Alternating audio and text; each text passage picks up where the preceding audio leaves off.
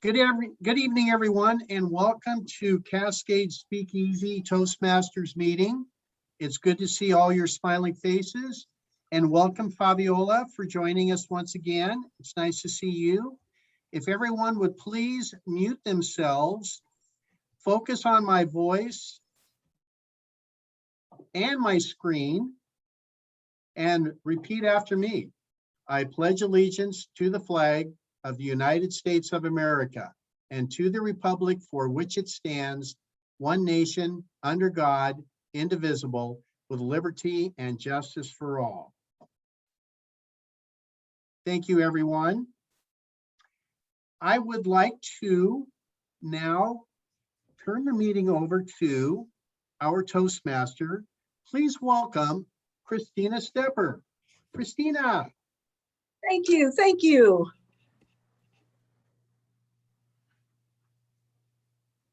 Tonight, our theme is aha moments. This will be interesting, hearing everyone's aha moments. Welcome, Fabiola. We're glad you could join us again tonight. I have not a joke, an actual thing that happened to me that was kind of hilarious. So unless someone has a joke they're dying to share, I will share this experience with you. I was driving down 5th Street today. We live near the Free Methodist Church, or Sage Hills rather, off of 5th Street. Hold on to 5th Street. This car came racing up behind me, just right on my bumper.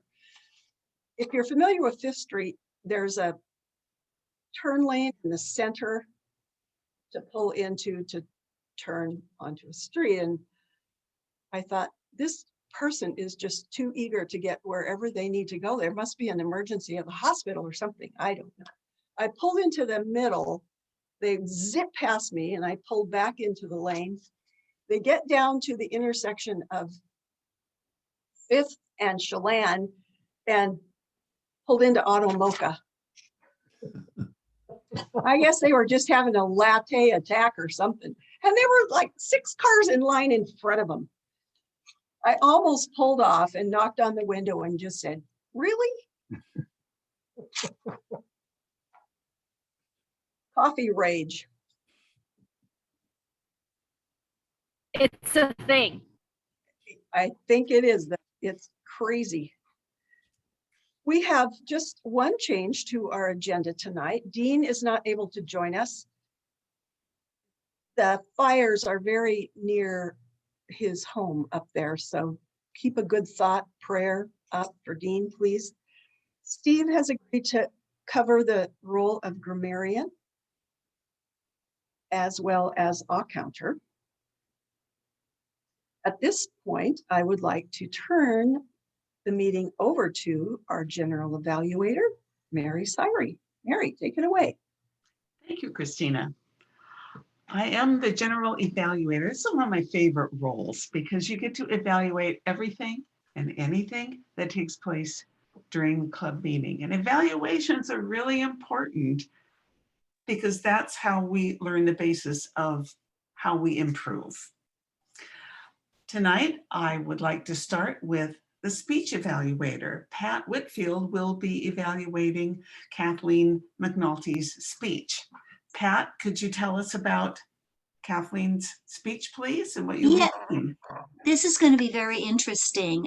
It's under innovative planning, and her topic is managing a difficult audience.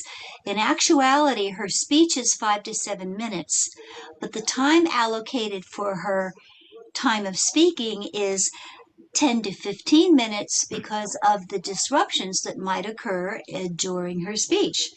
So this should be quite intriguing to see how it all flows or doesn't. Yeah. Very interesting. So should the timer be timing 10, 12, and 15 minutes or 5 to 7? Well, that's a little bit confusing. In the manual, it does say speech length 10 to 15 minutes.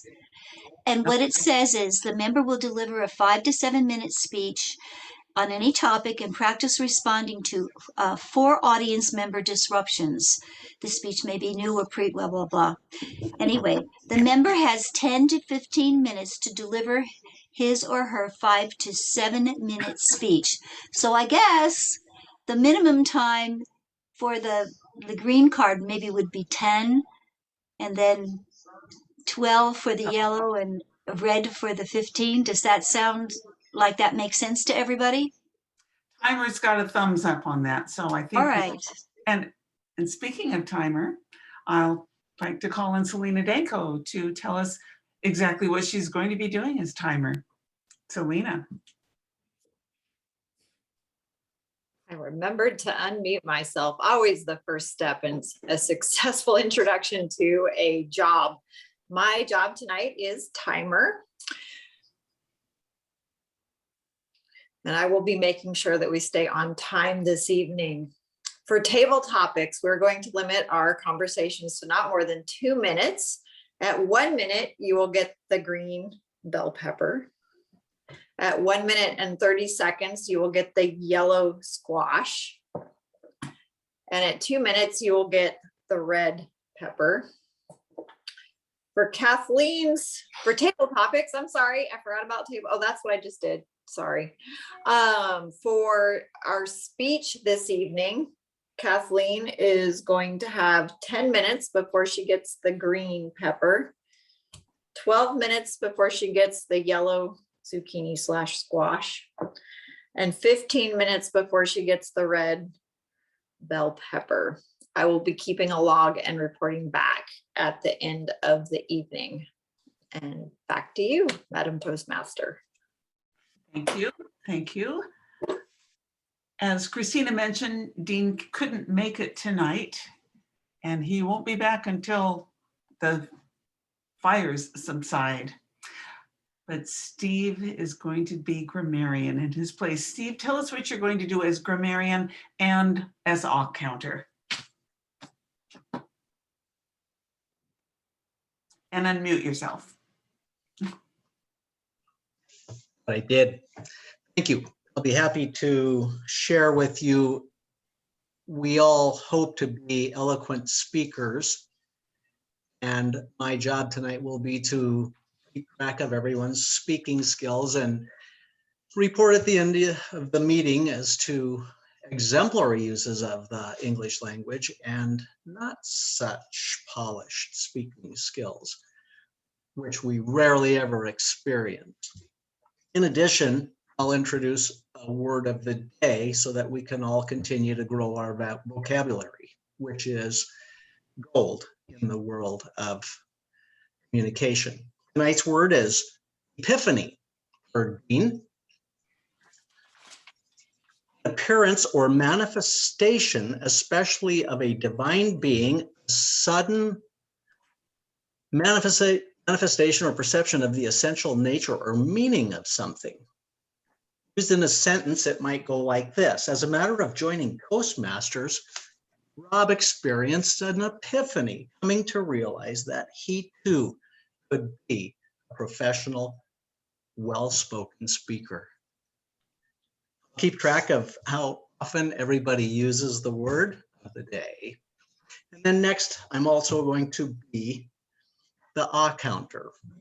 When we're speaking, oftentimes we lose track or we have a momentary pregnant pause. Our tendency is to want to fill that void with a sound like and, well, now, well, so. My goal or job is to keep track of those and let everyone know how often they did or didn't use those filler words in the interest of helping them to become aware of it and remove them from their vocabulary. Report at the end of the meeting. Thank you, Ms. Toastmaster. You're welcome. Or whatever you are. General evaluator. General evaluator. That's not a big stumble at all. That's okay. I know what you meant. Sometimes we just have to move on. And, Oh my goodness. a little bump in the road and keep going. As general evaluator, I will be in charge of the evaluation portion of the meeting. And at the end of that, I will give my own evaluation of how well our meeting went. Now I would like to turn it over to the Toastmaster, Christina Stepper. Thank you, Mary. Thank you, team. Pat did a great job of explaining the structure of Kathleen's speech tonight. Thank you to the 4 volunteers who will be assisting in her speech. She does not know who you are, nor does she know which role any of you will be filling. Tonight, Kathleen applauds our club's excellent record of Zoom meetings and asks us to consider alternatives. In her speech, she argues that we have spent enough time staring at our own reflections and need to return to in-person meetings. She is presenting her thoughts in a 5 to 7 minute speech and will take questions and comments at the end. Please join me in welcoming Kathleen McNulty for her speech entitled, "Are We Complacent Zoomers?" That's a good introduction. Christina, good job. Thank you, Rob. I appreciate that comment. If the audience would stay on mute, that would be terrific. At the end, we're going to have time for questions and answers. Okay, we can do that. Thank you, Madam Toastmaster. During COVID, I became very fond of myself. What do I mean by that? Historically, I would take a gander at myself in the morning, head to toe. If all looked good, I was out the door. I might catch a glimpse of myself in the bathroom mirror, torso to head. Throughout the day, I might catch a glimpse of myself in the rear view mirror putting on the lipstick while I was driving. Now I can watch myself all the time on Zoom. And I do. I'm not the only one. Washington University in St. Louis did a study of Zoomers. Zoomers report that they spend on average 40% of their time looking at their own image. Yeah, you Some and me of them both. reported that they spend 100% of the time. I feel guilty. I'm convicted there. How about you? I wouldn't feel that way, Kathleen. Thank you, Rob. Everybody has their own opinion. I appreciate you sharing, but I would ask you one more time if you could mute yourself, please. I am wondering if we are becoming a brood of introvert Zoom narcissists. Are we so taken with our own likenesses? Are we reluctant to go out into a world where we don't instantly see our own image? Maybe we are. Don't get me wrong, I love Zoom. It's more than just a pretty picture. It is full of efficiencies. There's no travel time. There's no wardrobe required. You don't like how you look. You just turn off your video and post the best picture you can find of yourself. It has also turned us into mega multitasking machines. My favorite thing about Zoom, if you don't like the meeting, unplug and say your internet went out. Barbara. Did you just address me, Kathleen? I did address you, Barbara. Oh, okay. I had an epiphany that, sometimes our internet is kind of slow, but I mean, that's just my opinion. I don't want to offend anyone or anything, but sometimes I appreciate that. And we're going to talk about that in just a minute, about internet. I'm so sorry. Okay, I'll mute. Thank you. Remember how difficult it was with Zoom when we first started? No one knew how to log in. We didn't know how to use the chat. How do you mute? How do you unmute? How do you send a chat to the right person? How do you say the Pledge of Allegiance in unison. That you don't do. But some of us still try. We got past it all though. Now we really like Zoom and we're very comfortable with it. It makes me wonder if we've gone into the zone of Zoom complacency. We're so satisfied with the efficiencies and with our own images that we aren't moving very quickly toward meeting in person. I challenge the club to go to in-person meetings. 3 reasons for that. The first reason is that public speaking is a contact sport. None of us signed up for Toastmasters so we could learn how to do speeches on Zoom. We're hoping that we'll speak in front of people, live people that are right there in the same room with us. I also miss that personal contact when we're in the meeting. Remember how we used to put the evaluations on a piece of paper and send it hand over hand down the row? The person making the speech would have these nuggets of information they could take with them and review later. I even miss the time we spent after the meeting cleaning up, when we could chat and get some more feedback and get to know each other. And let's face it, great speeches are not made looking in your own reflection with the Hollywood squares of people around you. Think about famous speeches like Martin Luther King. Free at last, thank God Almighty, I'm free at last, with a bunch of Zoomers going.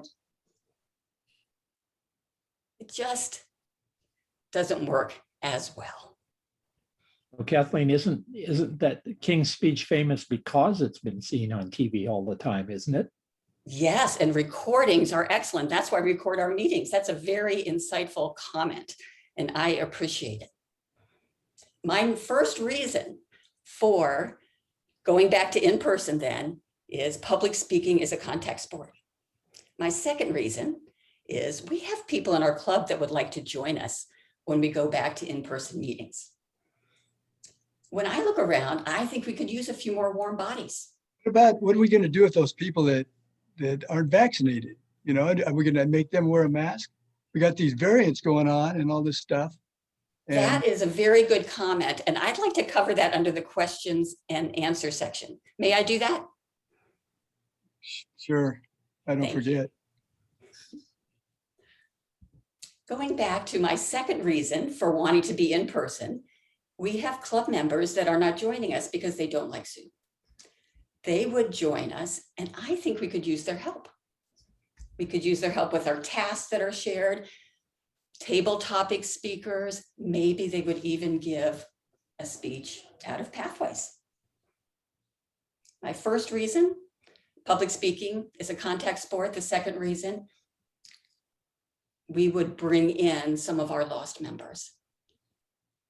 Reason number 3, we don't have to go all the way on the first date. We can do hybrid.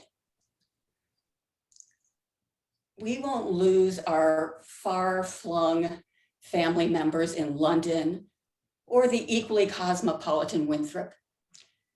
They can still attend. Are hybrid meetings perfect? Absolutely not. All the things that could go wrong will go wrong. The microphone won't work, the internet will go out. Someone will put their camera in the wrong place and we'll see the torso shot of their speech, a belly button speech perhaps. We've been through that once before though, and we recovered. We became Zoomers, we can become hybrid Zoomers. Fortunately for us, we have several hybrid options. My favorite one is our regional library. They have a conference room that has new hybrid equipment in it. And it just so happens the president of our Toastmasters Club works there. A very fortunate event.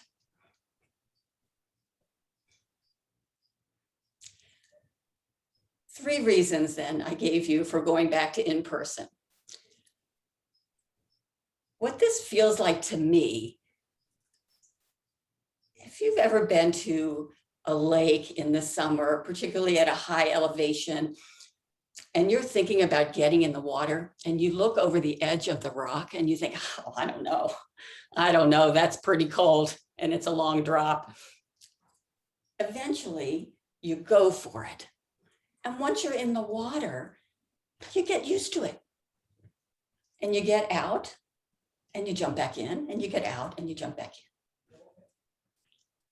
Friends, let's jump in to the lake of hybrid meetings next week or next month. Let's just do it.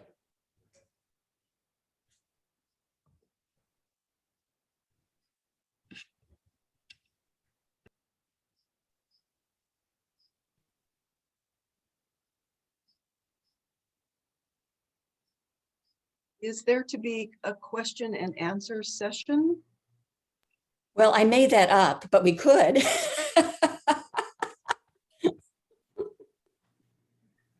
Okay. Or are we feeling like, I'll ask a quick question because I am curious. Okay. The suggestion is to meet in person. Has a conclusion or a location been nailed down? Is the library like it, or is the option of the church still there? Did I misread? The option of the misinterpret what you were church, saying? we won't know anything about the church until the fall, and then we don't have any idea what their equipment is, if anything. The other option, but it costs money, is PIBA's boardroom. And Barbara, I didn't mean to put you on the spot for this, but you and I have talked about it a little bit. Yeah, basically, we're just taking advantage of me working there. Using it after hours. I have no issues with that. So I'm just responsible for making sure everything gets locked up. So. I don't know why you wouldn't use people that you know. And there obviously we identify some disadvantages, right? I think like Lloyd was saying that we usually at the church you were able to store things there. I don't have a storage at the library. You can use your My office. office. Yeah, we could just throw it in my office. There's a Dale Chihuly up there stored now, so I mean, I can take that home. yeah, with some additional stuff. I'm not sure how this decision gets made. So anyway, it was a good speech topic. I liked all your interruptions. Well presented. You did a great job with the interruptions. thank you, Kathleen. Thank you again, everyone who participated, giving Kathleen extra opportunities to work on her smooth speaking skills. Interested to hear what she felt about that. Let's have a minute on Mr. Timer for people to please send their comments to Kathleen in the chat box.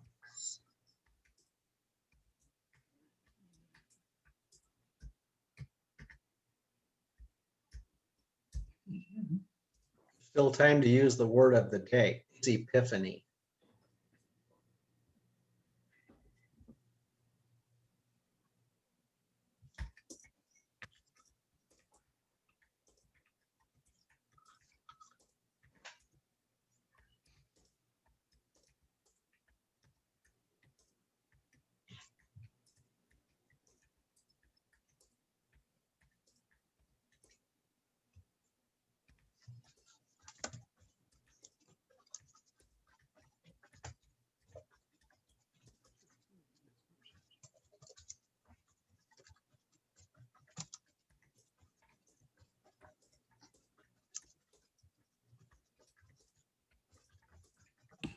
Are we close, Mr. Timer?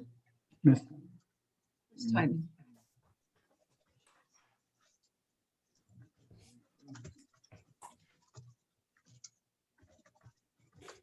That feels like a minute. I believe she's muted. I think she answered us. All righty then.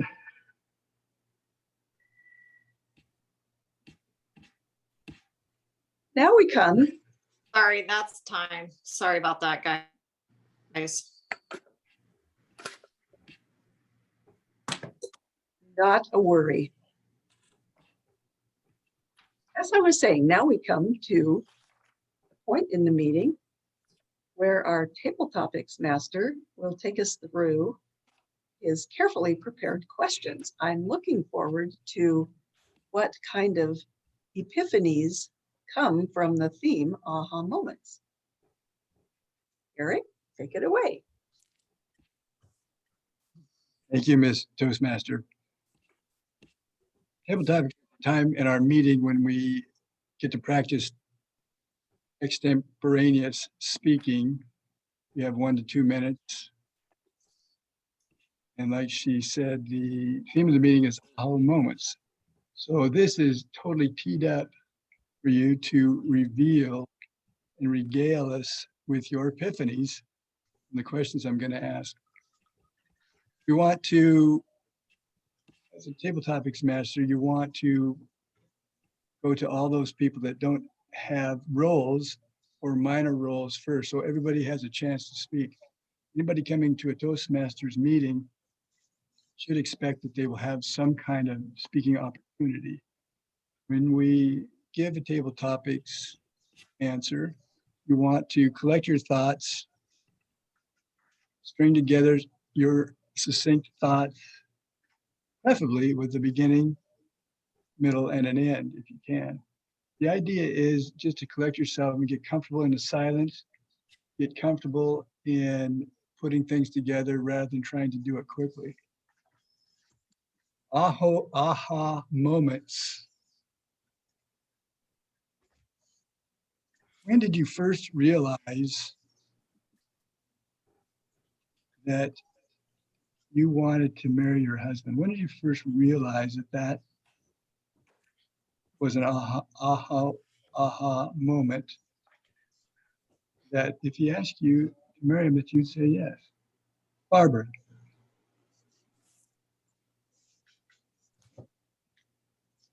Thank you, Mr. Table Topics Master. I was kind of hoping you were going to ask Christina this question. So.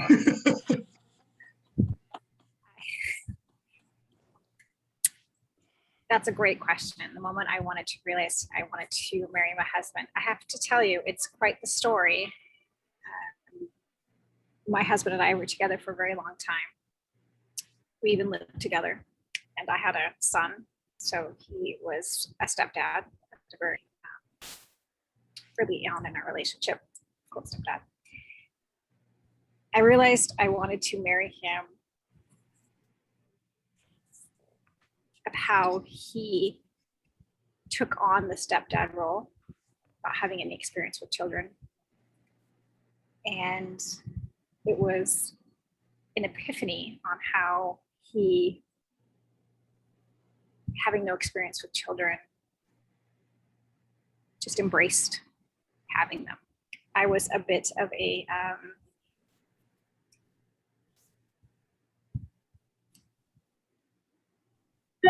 parent who liked to have a lot of control. And it was hard for me to give up some of that control. The epiphany was when he showed up one day with my son covered in mud head to toe. And he looked at me, my husband looked at me, and he goes, Seth had to ask if it was okay if he played in mud. I don't think you should have to ask.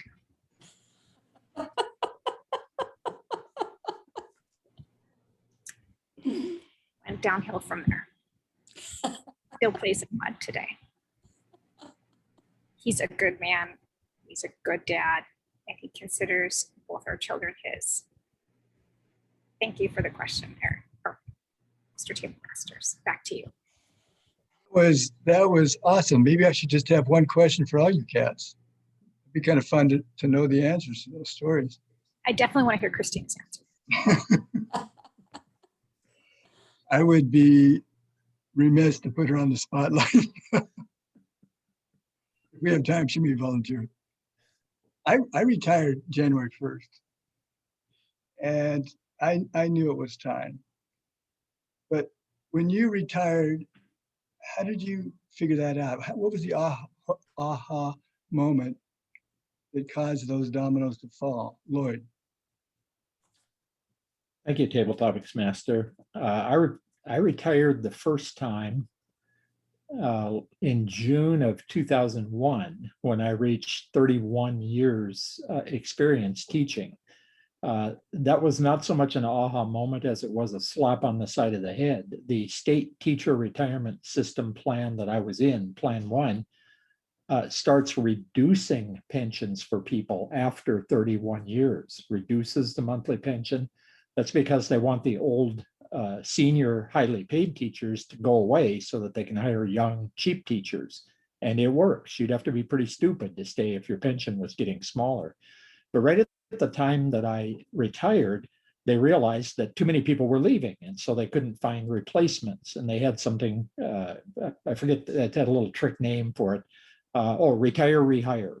And so we could be rehired for a job in education, but I was rehired for a job in the district central office as to analyze data and whatnot. I figured that was a pretty good job for an English major to do, was work with numbers from then on. And so I retired from that job after 3 years because that was the limit in 2004. And then they asked me to come back again for another year because they couldn't find anybody who wanted to do the job. So I did. And then I retired the third time, and it finally took in 2005.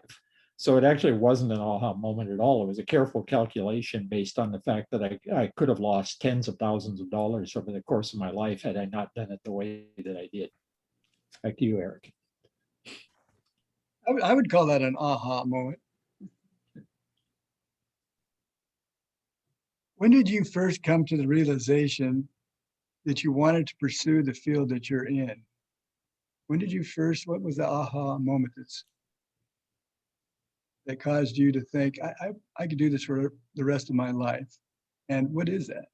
Vicki? Thank you, Table Topics Master. I don't know that I have one profession that I do. However, I will pick the one that has been a constant in my life for the past 18 years, I would say, is that when I started learning how to prepare taxes, I knew that I was good at it. I understood how the process worked, and there wasn't a lot of other people that it really clicked with. So I realized I was very good at it. And the bonus was that I only had to work 13 and a half weeks out of the year. And then the rest of the time I got to be with my family. And that was the most important thing, is that I got to be with my kids, and we had the opportunity to do different things in order to do that. So my aha was when I realized that I was really good at something and that it really fit into my schedule, that I wanted to be able to raise my family and be with my kids. And it just worked out so well. And that is when I really just embraced it. And it seems like every year is an aha moment when you do taxes, because they change the laws. And just when you think you got it, they're like, aha, we gotcha. Mr. Table Topics Master. Thank you, Vicki.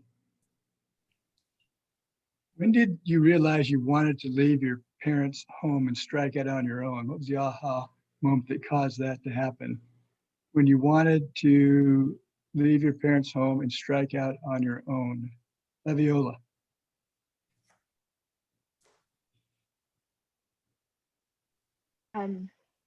Well, for me, coming from a very tight family, tight Hispanic family, it is not common to leave home. Therefore, but when you're growing up and you're entering that age of wanting to find yourself, for me, my aha moment was applying for college and moving away, going to Washington State University. And I know for me, I was the only female in the household, and I had a very protective father, and therefore it was convincing him to let me go to WSU, and because he wanted me to go to Wenatchee Valley College. I was very lucky that I had a music instructor that was very was a really good family member and spoke to my dad and convinced him to let me go to WSU. And my parents decided to let me go, but then they decided to live the experience of WSU through me. And so they actually went to every single home football game with me. And they would come and stay in the dorms so that they had that experience. And they also came and would eat in the cafeteria, and they would hang out with me and go to class with me. And so they loved the experience of WSU, and they got to have that experience of going to college through myself. And once I was done, I moved back home into the community, got a job, and I did move away for a while from my parents. I moved to Virginia, and I lived out in Virginia when I got married. And that was interesting. So I would say really moving away from home and having my own experience as an adult was when I got married and moved to Virginia. And I lived out there for about 2 years. And then I moved back to Washington State. But it was a beautiful experience, and go Cougs. I don't know about the Go Cougs thing, but that was an interesting story. I enjoyed that.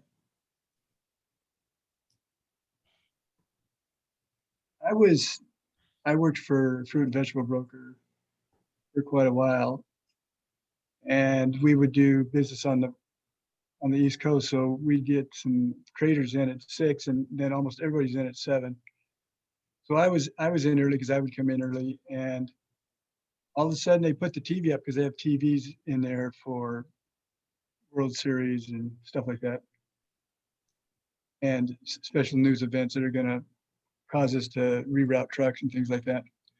And on the screen was Manhattan and the Twin Towers, and one of them had been hit and was smoking. And as I was watching, the other one got hit too. It was really an aha moment that, wow, terrorists are here and working in the United States. Where were you when the trade centers were hit, and what were you doing, and what were your thoughts, Rob? Thank you, Mr. Table Topics Master. I remember very well the day that happened. I was traveling to work, not listening to the radio or not listening to the news. Rather, I was listening to music. I arrived in the parking lot, and there were people that were congregating around vehicles that had cameras, or I should say TVs, in their vehicle. I couldn't figure out what was going on. I thought maybe they were watching a show on TV, something that was stimulating for them not to go into the office and go to work. I then realized something bad had happened. I lived in San Jose, California. I worked for a title company at that time. I went into the office, and there were people that were very distraught, crying, upset. It was then that I realized something terrible has happened. I hope that we never have an incident like that on our soil, because once I got past the stress and the unhappiness about what happened, I got angry. And I wanted to do something to those people that had caused this terrible event to happen. However, I didn't. I didn't join the Army, although I tried. I was too old. I was 4F. They wouldn't take me. If I had a choice, though, I would go and battle those people that do terrible things against our country and the people in our country. Go Cougs. Back to you, Mr. Table Topics Master. That was quite interesting. I don't know about the Go Cougs part, but we've got everybody. Does anybody volunteer? You could be replaced. Does anybody want to have a question? I do. All right, all right. I'm going to answer the one you asked, though. Okay. The one about when you knew you wanted to do what you do for a living. I sell real estate. I've been doing it for 35 years now. I went to college. I went to Wazoo. Yeah, baby. Ended up bailing out a little bit early. Went back to the Midwest, where I hailed from, and my brother wanted me to be an electrician. He was going to teach me how to be an electrician. And after I got back there, I got to thinking, that'd probably be a really bad idea. My brother tried to teach me anything. So I ended up going back to college, learned how to bake rocks for soil compaction purposes and road building, and then also surveying. Graduated, went out in the world, cooked some rocks for about 4 months, went and surveyed for about 8 months. And then I had a return of my sanity and I moved back up here. And bumping along, ended up in Kashmir. I needed a job and I got one segregating fruit,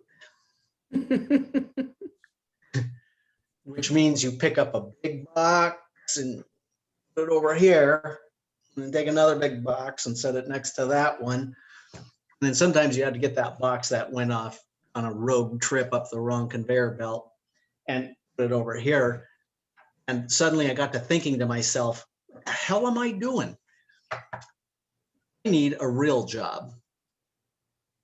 For some reason, real estate popped into my head. I thought, looks like it's got a little bit of aura to it. An epiphany, you might say, is what I had to delve into the world of professionalism. I felt it was a respectable job and people would recognize me for having pursued a good profession.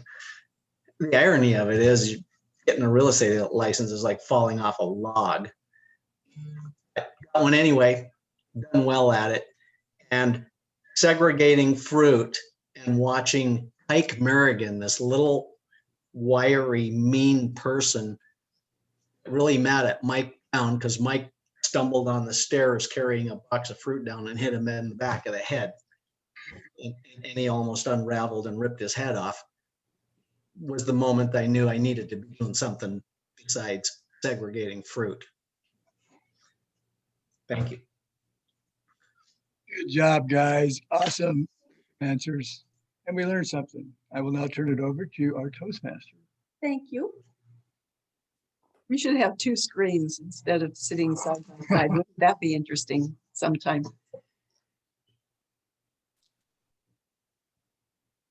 Now we get to hear from our evaluation team.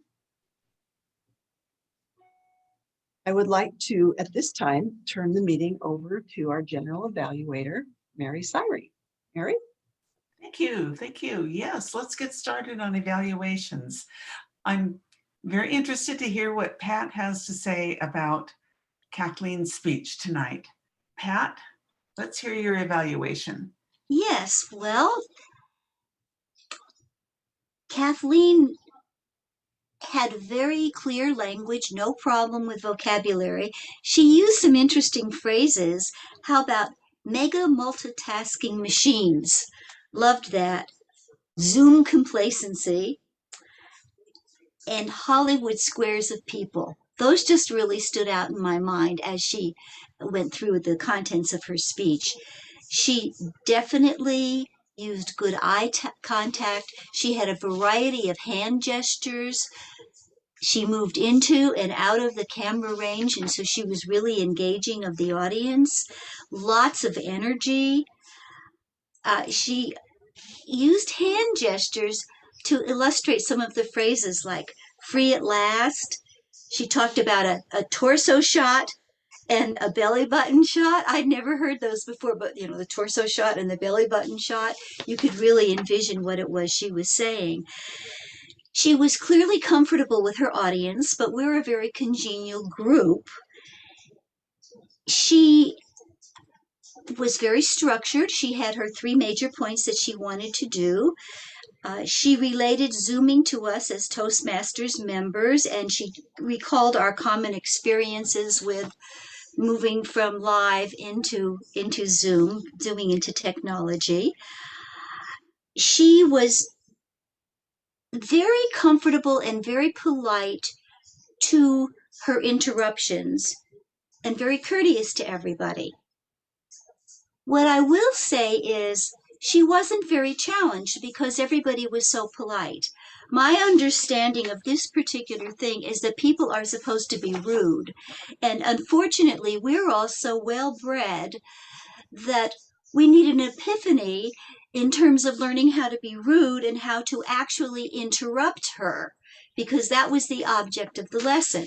Now, I'm sure that even if people who were interrupting had been rude, she would still have found a gracious way to deter them from what it was that they were doing in terms of distracting.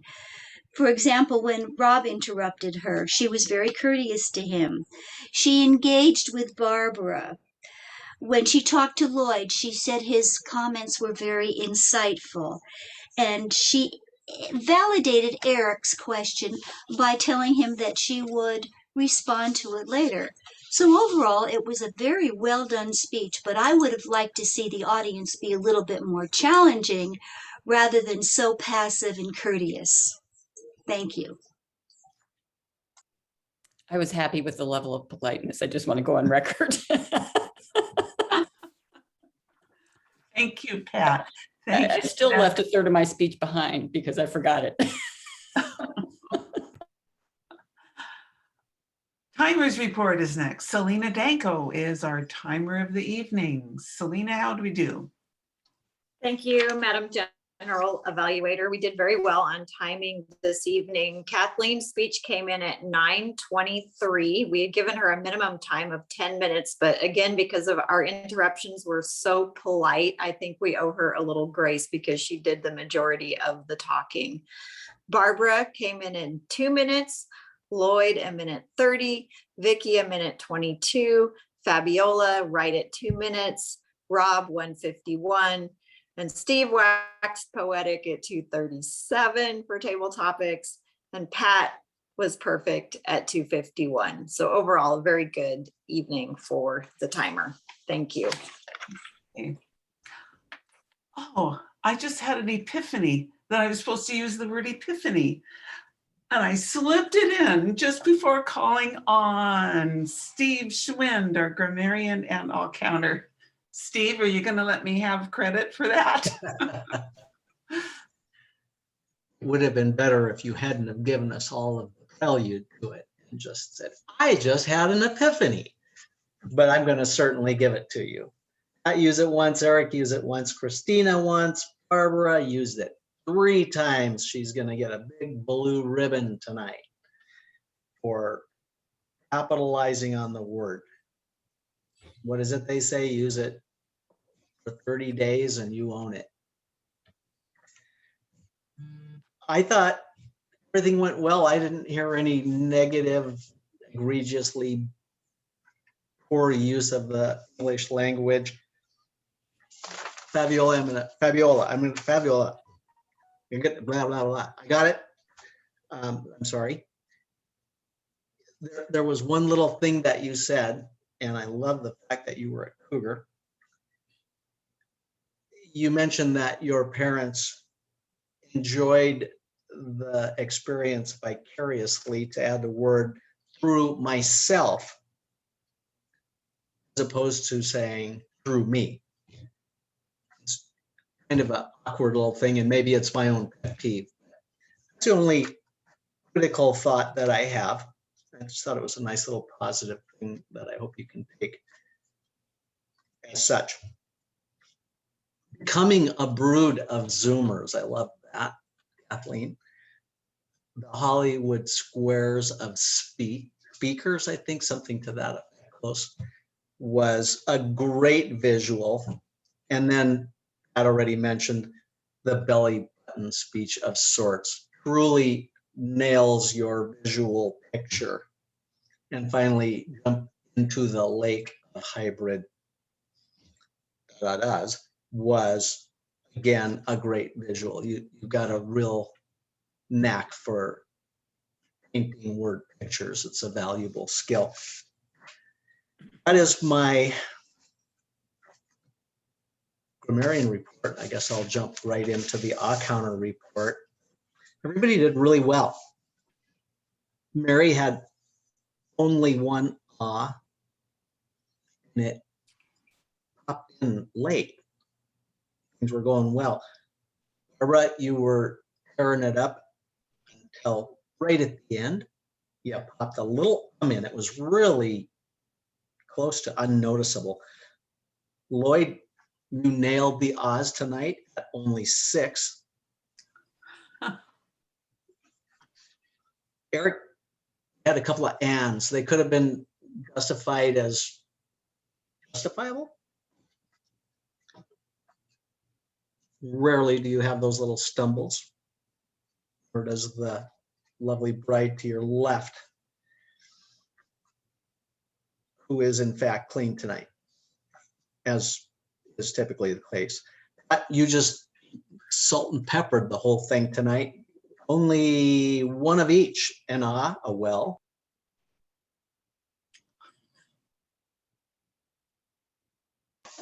What? Am I talking to myself? Have I been talking to myself? No, you're good now. No, you're cutting out a little bit. You were muted for a second. Well, that was, oh, I think I know what I did. I think I looked at my list. Okay. Kathleen, I go there, only one little at the end. Viola, you had a few ums. It's a natural little filler word. To say there were more than 5. And Rob, clean. That's my report. And that's my report. Thank you, Steve. That was good. And now the general evaluator has her report on the meeting. Anything I want to say about the meeting? Selena, I thought the vegetable timers were hilarious. Every time I go to the grocery store and there's that stoplight package of green peppers, or green, yellow, and red. I think I gotta be timer and use those, and you've done it. I love it. Hold them up a little bit longer. Give it about 5 to 8 seconds instead of, it's kind of a drive-by, but I thought that was fun. On Kathleen's project explanation, I think a lot of us have seen this project before. Vicki did it back in the old days when we all met in person. Did it need a little more explanation, or was it kind of shocking to people who'd never seen that project before? I wondered, because I'm not so sure we knew what to expect, but it's a fun project. Kathleen, thanks for taking it on. We needed a little shake up, a little change here.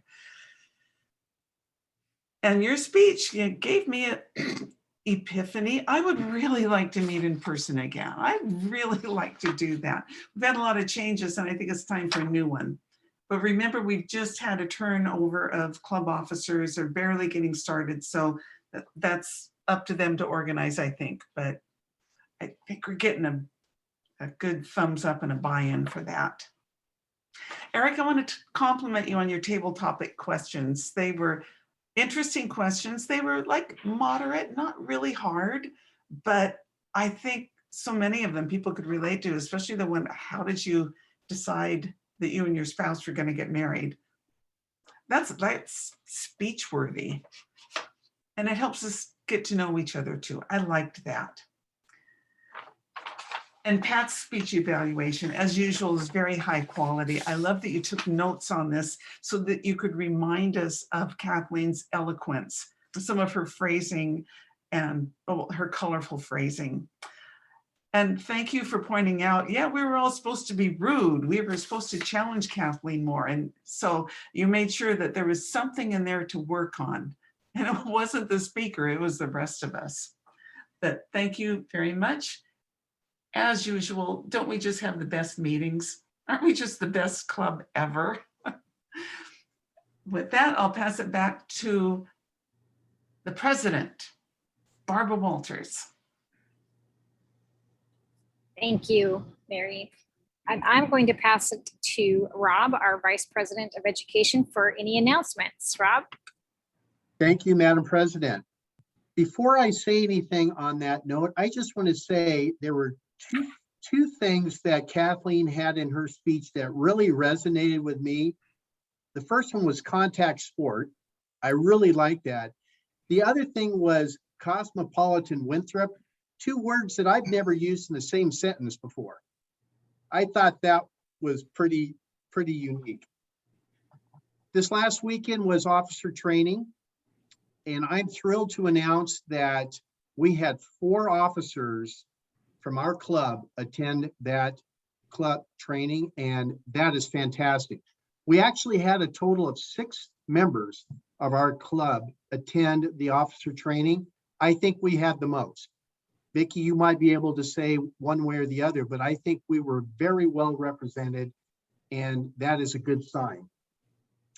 The other thing that I just want to remind everybody about is to consider doing a speech, because we need more people in our club to actively do speeches.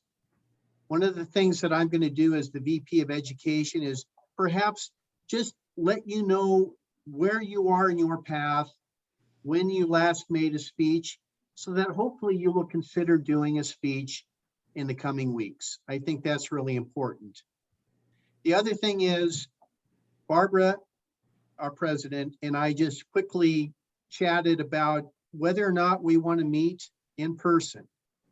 I don't want to put anybody on the spot here, but I agree with Mary. I think it's time to start considering meeting in person. We're not going to hold it against anyone if they decide that the timing's not right, but I know that I personally feel that I benefit from doing speeches in person more so than doing them on Zoom. And I very much would like to see everybody in person again, because I miss all of you. With that, I'm going to turn it back over to our president for any final remarks. Thank you. Thank you, Rob, Vice President. So my question as the new president and new to Toastmasters as well, I'm learning. So for you that have been with Toastmasters longer, would this be an appropriate time to bring to vote to start a hybrid meeting as soon as next Monday? I think probably we need to do an email vote because there's not enough of us here. That's nice. Do it that way. And we could be open to having the next meeting be kind of a fleshing out of that, or maybe we do a tour there or whatever. Kind of a thing too, something to consider. I would recommend, and I'm happy to volunteer for this, that we do a practice run, not a live thing, but we get 4 or 5 people, some on Zoom, some in the room, and practice. It only takes 20 or 30 minutes. Okay. That's a good idea. I'd be up for that. I would as well. All right, I will work on scheduling that for all of us at a time that we can all be there to schedule a dry run. So we'll need somebody remotely, of course, as well too. So I'll send an email out getting some feedback on that. And Overall, Madam President, perhaps if we could try and do that by meeting at the library at 5 o'clock. sounds good. Okay. I'm on 16 North Columbia, just so you know, I'm downtown, so it's not out of the way. So I will send out the instructions on how to get there. Okay. Sounds good. All right. Again, great meeting, and we are ending at 6:31. Hi, guys. Have a good evening.